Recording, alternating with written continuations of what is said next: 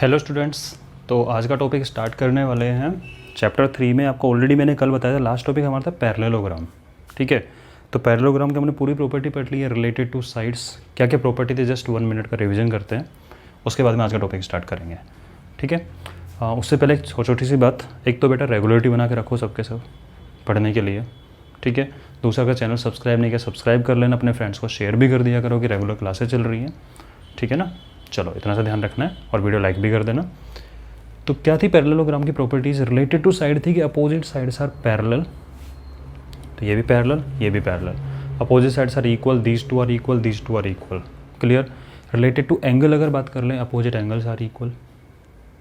ठीक है, adjacent angle are supplementary, इन दोनों का sum supplementary supplementary supplementary mean sum is 180 degree. ये था।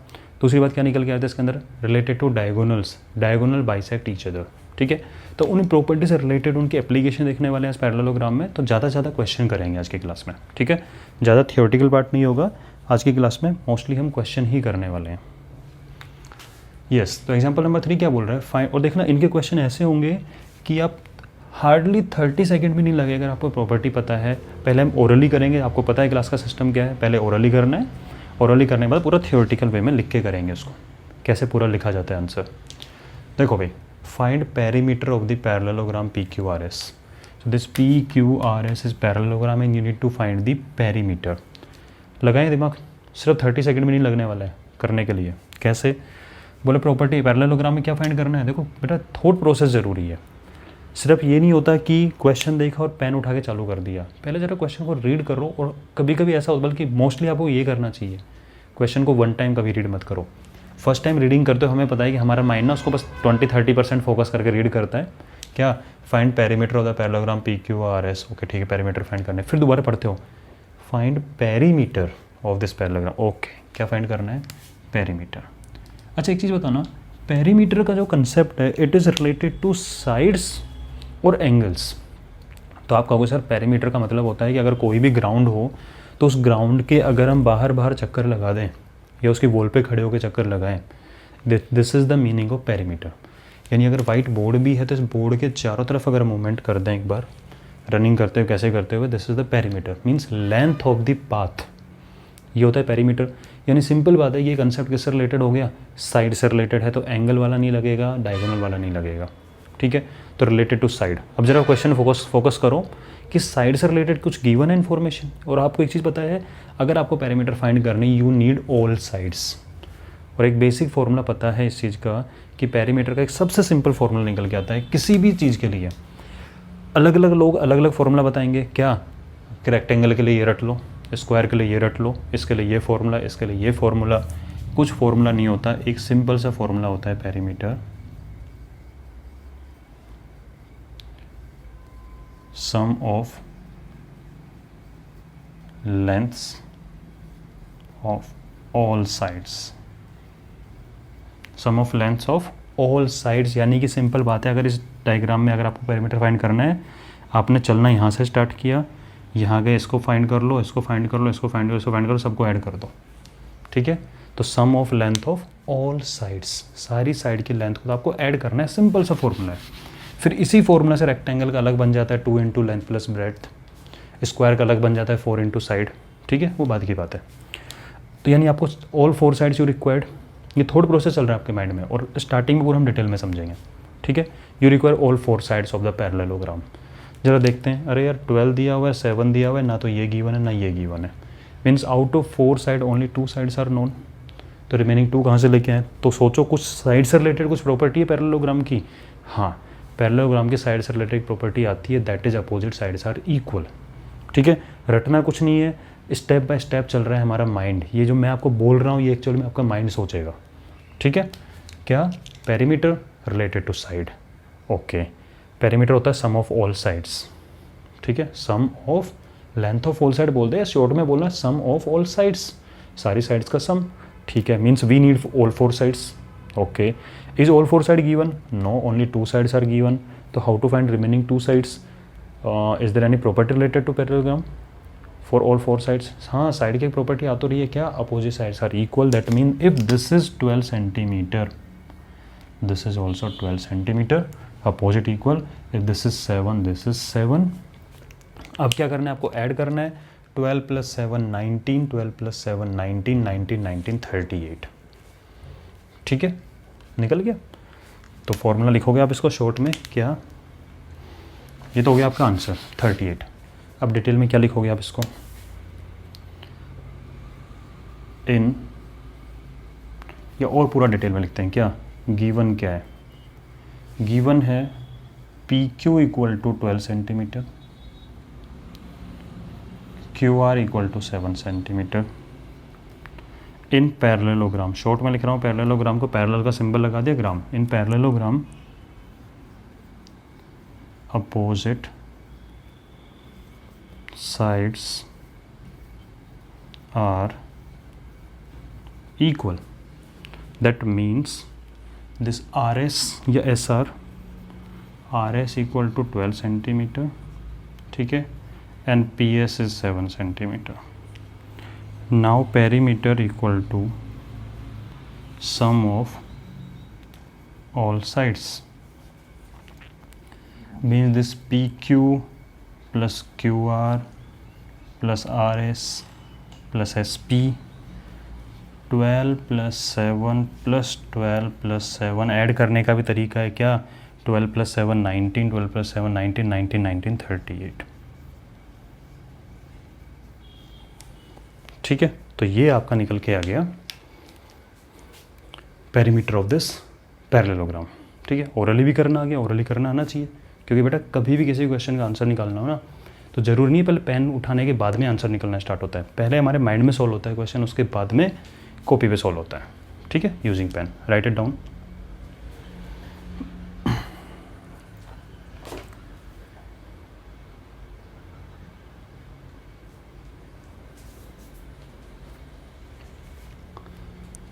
ओके, लिख लो एक बार फटाफट से इसको।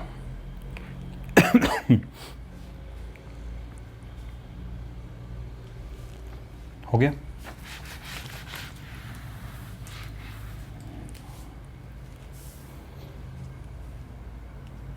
चलो अगर नहीं लिखा अगर एक बार स्क्रीनशॉट ले लो, बाद में लिख लेना।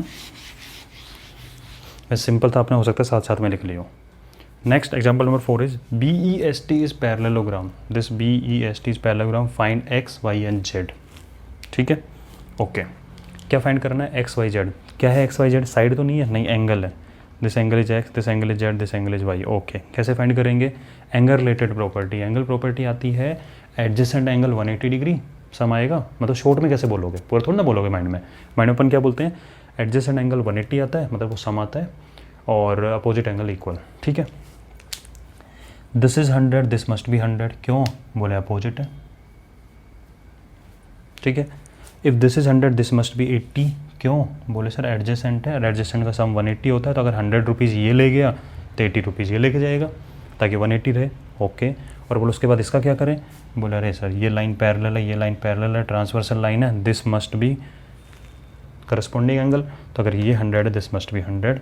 चाहे तो ये तरीका लगा लो, या फिर क्या बोल सकते हो, this angle and this angle are linear pair, Y and Z are linear pair, तो अगर ये 80 आ गया तो ये 100 आएगा, क्योंकि दोनों का सम क्या होता है 180। हो गया एक्स वाई जेड की वैल्यू। लिखेंगे कैसे डिटेल में, ज़रा देखते हैं इसको। क्या, पहले प्रॉपर्टी लिख दो, इन पैरेललोग्राम। अच्छा पहले गिवन क्या है, गिवन है angle B equal to 100 degree, angle B in parallelogram opposite, इसको साथ साथ लिख लो, ऐसा कोई हार्ड नहीं है, लिख लो साथ साथ। In parallelogram opposite angles are equal, opposite equal है तो सबसे पहले कहाँ नजर गई हमारी, इस 100 पे, तो इस 100 पे, that means x is equal to 100 degree. Now z plus this z plus 100, इसको 100 ले लो, या z को इसको 100 ले लो, इन दोनों का सम भी 180 होगा, क्योंकि दोनों एडजेसेंट है x और z, या फिर z और 100 एडजेसेंट है, कुछ भी ले लो इसके साथ में। z plus 100 degree equal to 180 degree, y adjacent angles are supplementary, adjacent angles are supplementary. ठीक है, यहाँ से जेड की वैल्यू फाइंड करोगे, जेड इक्वल टू 180 और माइनस 100 होगा, that mean Z equal to 80 degree. ठीक है, ये निकल गया। अब आप चाहो तो करस्पॉन्डिंग लगा लो, क्या X and Y are corresponding angle, या फिर Z and Y are linear pair, कुछ भी बोल सकते हो, कोई फ़र्क नहीं पड़ रहा। या फिर सबसे एक और ऑल्टरनेट इंटीरियर भी बोल सकते हो। कैसे बोले, इस लाइन को अगर मैं आगे बढ़ा दूँ तो ये जेड शेप दिख रही नहीं दिख रही है, जेड, तो these two are alternate interior.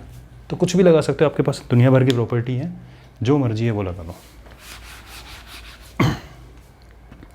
आप लिख सकते हो क्या, बोला कि Z plus Y equal to 180, why linear pair. ठीक है, Z means 80 degree plus Y equal to 180, Y equal to 180 और माइनस 80 होगा तो 100 आ जाएगा, तो वाई इक्वल टू 100 डिग्री। तो एक्स 100, जेड 80 और वाई 100। ठीक है, इनको नोट करो, फिर नेक्स्ट क्वेश्चन लेके आता हूँ।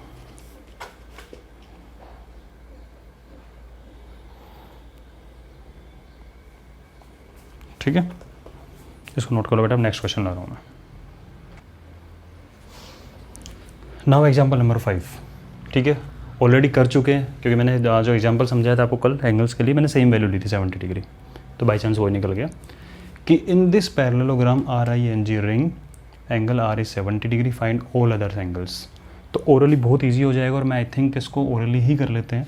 ठीक है, लिखना तो आपको आता है, मैं बोल दूंगा, आप लिख लेना इसको। क्या भाई, ये 70 डिग्री है।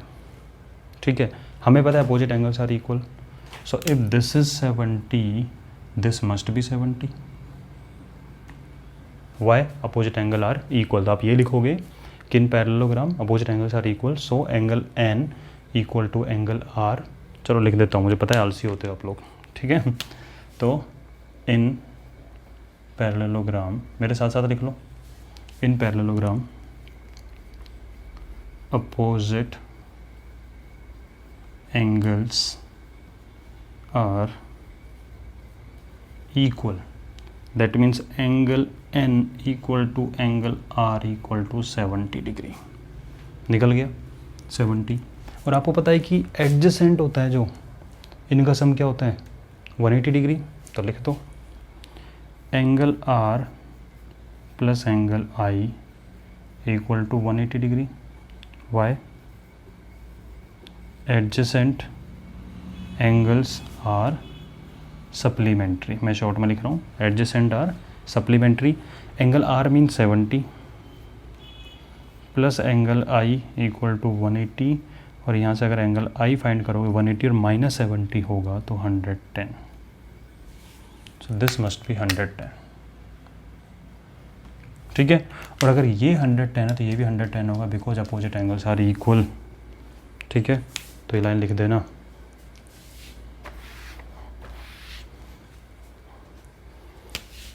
कि angle G equal to angle I equal to 110 degree, bracket में ये डाल देना, अपोजिट एंगल्स आर इक्वल। तो कितना स्मार्टली खेल दिया मैंने, नहीं लाइन लिखने से बचा दिया मैंने, आपके लिए नहीं होगा, मेरे लिए बच गया बस। तो angle G equal to angle I equal to 110, because opposite angles are equal. एक चीज़ और चेक कर सकते हो आप इससे, क्या इन दोनों का सम 180 आ रहा है, बिल्कुल आ रहा है, इनका सम 180 आ रहा है, इनका सम 180, इनका सम 180 आ रहा है। ठीक है, तो आपका हो गया, इसको जल्दी से नोट करो। और नेक्स्ट क्वेश्चन है, बहुत इंपॉर्टेंट है, क्योंकि डायगोनल से रिलेटेड कंसेप्ट लगने वाला है वहाँ पे, और डायगोनल से रिलेटेड कंसेप्ट हमने फर्स्ट टाइम यूज करेंगे इस चैप्टर में।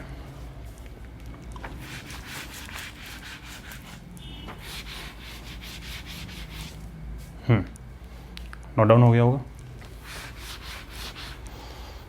क्वेश्चन को समझना, बड़ा स्मार्ट वे में क्वेश्चन दिया हुआ है, तो आपको भी स्मार्टली करना है। स्मार्टली मतलब पहले हम विदाउट पेन पेपर करके देखेंगे और हो जाएगा। ठीक है, बस आपको फोकस रखना पड़ेगा क्वेश्चन पे। तो क्या है, help is a parallelogram, HELP, नाम अच्छे अच्छे होते हैं इसके अंदर।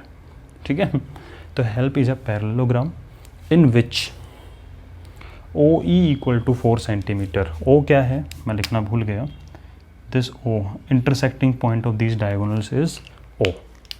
डायगोनल दिया हुआ है, HL is diagonal, EP is diagonal. तो इसमें गिवन है OE is 4 centimetre, mean this part, ये टुकड़ा जो है ये है 4 सेंटीमीटर। कितना है ये? 4 सेंटीमीटर। तो आपको फाइंड करना है OH, ठीक है, okay.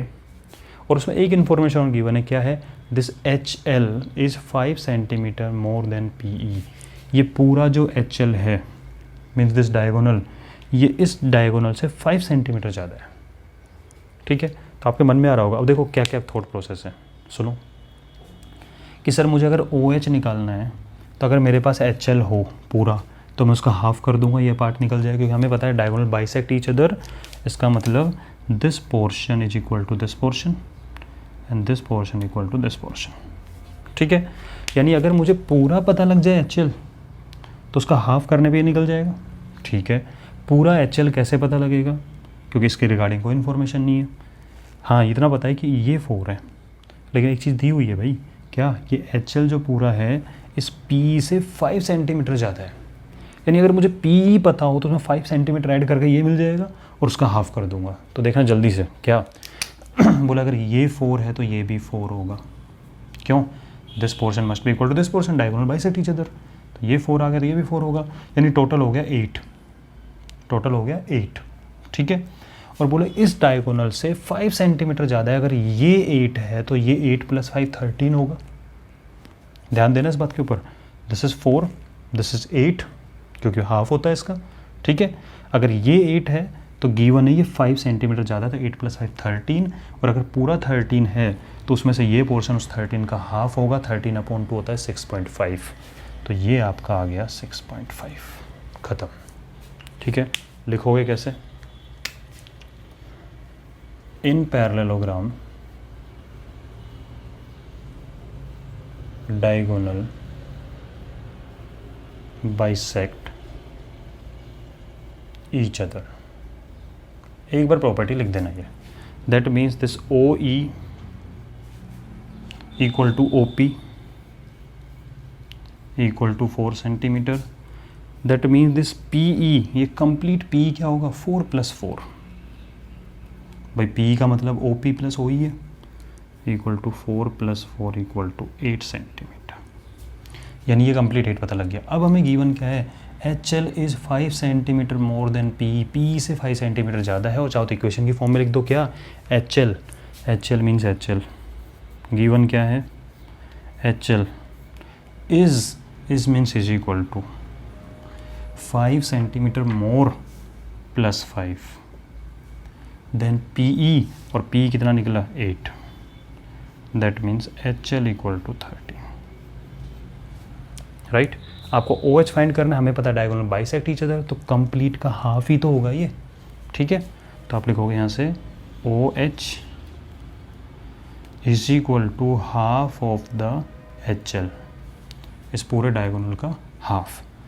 That means half multiply by 13, 13/2 means 6.5 centimetre, जो कि हम ऑलरेडी फाइंड कर चुके हैं, ठीक है। तो इस टाइप के क्वेश्चन होंगे जो आपको डायगोनल से रिलेटेड होंगे, तो इसको जल्दी से करो। उसके बाद नेक्स्ट क्वेश्चन लेके आता हूँ आपके लिए मैं।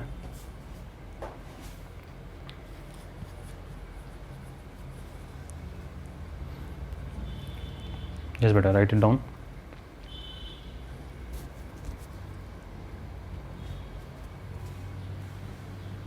चलो लिख लिया होगा, मैं नेक्स्ट क्वेश्चन ला रहा हूँ। So now exercise 3.3 first question. तो अब ये वाला क्वेश्चन आपको बिल्कुल बच्चों वाला क्वेश्चन लगेगा, कि आपने एग्जाम्पल अच्छे से डिटेल में किए हैं। क्या गिवन है कि ABCD इज अ पैरेललोग्राम, ठीक है। ABCD is parallelogram. जैसे पैरेललोग्राम आएगा माइंड में तुरंत सारी प्रॉपर्टी घूम जानी चाहिए, क्या? कि opposite side parallel, opposite side equal, opposite angles are equal, adjacent angle are supplementary, और डायगोनल बाइसेक्ट ईच अदर। ये प्रॉपर्टी पैरेललोग्राम के तुरंत आपका रिवीजन हो जाना चाहिए फटाफट माइंड में। और हार्डली देखो कितना टाइम लगा इस चीज़ को। काउंटिंग करना स्टार्ट करो, अगर आपको लगता है तो अभी आप वीडियो में काउंटिंग करना स्टार्ट करो, कितना टाइम लगता है। Opposite side parallel, opposite side equal, opposite angle are equal, adjacent angle supplementary, diagonal bisect each other. Hardly 6 second 7 second भी नहीं लगे बोलने में, और इसको अगर आप देखोगे तो माइंड में तो बहुत जल्दी सोचा जाता है, ठीक है। हो गई प्रॉपर्टी कवर, ओके। नाउ आपको क्या करना है? इन फिल इन द ब्लैंक्स करना है, और साथ में आपको प्रॉपर्टी लिखनी है कि वाई क्यों आप ये लिख रहे हो? तो क्या है ज़रा देखना, इसके अंदर लिखा हुआ है ए डी इक्वल टू वाट। इस डायग्राम में जो ए डी है वो किसके इक्वल होगा? तो आपको पता है ए डी मीन्स ये साइड की बात कर रहा है और हमें पता है अपोजिट साइड इक्वल होती है। This A D must be equal to this B C. This A D must be equal to this B C. तो आपने लिखा बी सी और रीजन लिख दिया यहाँ पे why, opposite sides are equal in parallelogram. ठीक है, next angle D C B. D C B आपको पता होता है जो बीच में लिखा होता है इस पे फोकस होता है हमारा। ठीक है, तो angle D C B, angle D C B यानी इस एंगल सी की बात चल रही है। ये किसका इक्वल होगा? आपको पता है अपोजिट एंगल्स आर इक्वल, तो this angle C must be equal to this angle A. ठीक है, डी सी बी या इसको बी सी डी भी बोल सकते थे। ठीक है, तो किसके इक्वल है? एंगल ए के। अब एंगल ए को लिखने के आपके तरीके हैं क्या? आप डी ए बी लिखो या बी ए डी लिखो, कोई फ़र्क नहीं पड़ेगा। तो angle B A D and what definition या प्रॉपर्टी आपने क्या यूज़ किया है? Opposite angles. बेटा इनको साथ साथ लिखते चलो। Opposite angles are equal in parallelogram. ठीक है, next O C equal to what? O C कहाँ है ढूंढो जरा। ये रहा O and this is C. यानी ये जो टुकड़ा दिख रहा है आपको ओ सी किसके इक्वल होगा? आपको पता है डायगोनल बाइसेक्ट ईच अदर, तो this O C must be equal to this O A. भाई यही होता है, ये वाला पार्ट इस पार्ट के इक्वल ही तो आता है। ठीक है, तो this O C must be equal to this O A. तो आपने लिखा ओ ए। प्रॉपर्टी क्या यूज किया आपने? Diagonal bisect each other.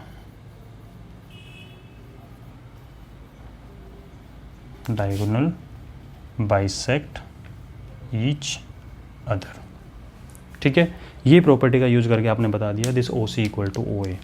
और लास्ट में लिखा हुआ है measure of angle D A B plus measure of angle C D A. Measure का मतलब वैल्यू होता है, अगर आप एम ना लिखें तब भी समझ में आ जाएगा। यानी आपको बताना angle D A B plus angle C D A की वैल्यू क्या होगी, क्योंकि यहाँ वैल्यू होता है मीजर का मतलब। ठीक है, तो इसको एम को देख के कन्फ्यूज नहीं होना है सर। एम का मतलब क्या है यहाँ पे? Measure, measurement. मीजरमेंट करना मतलब वैल्यू फाइंड करना। तो आपको इन दोनों की वैल्यू बतानी है। अब जरा मैं इसको हटा देता हूँ एक बार। ठीक है, वो उस क्वेश्चन के लिए बनाया था। अब जरा देखते हैं क्या एंगल डी ए बी यानी this angle plus angle C D A this angle, इन दोनों एंगल का सम क्या होगा? क्योंकि प्लस लगा हुआ है, तो sum of these two angles, adjacent angle है और एडजेसेंट एंगल का सम क्या होता है इसके अंदर? 180 डिग्री। तो this must be 180 degree. Reason क्या लिखोगे? Adjacent angles are supplementary. तो ये हमारा रीजन हो गया इस क्वेश्चन का। ठीक है, पूरा डिटेल में हमने कर लिया इस क्वेश्चन को। क्लियर है? तो फिर आज की क्लास में आई होप इतना ही करते हैं। अब आपका काम छोटा सा है क्या, एक तो लाइक कर दो वीडियो को अगर पसंद आ रहा है। दूसरा, अपने ज़्यादा से ज़्यादा फ्रेंड को कनेक्ट करो तो और सब्सक्राइब करें और रेगुलर स्टडी करें। ठीक है, और कोई भी प्रॉब्लम आती है तो you can message me on this number 8000124223। ठीक है ना? चलो तो नेक्स्ट क्लास में मिलते हैं, नेक्स्ट वीडियो लेके। इसको आप अच्छे से वर्क करो इस पर।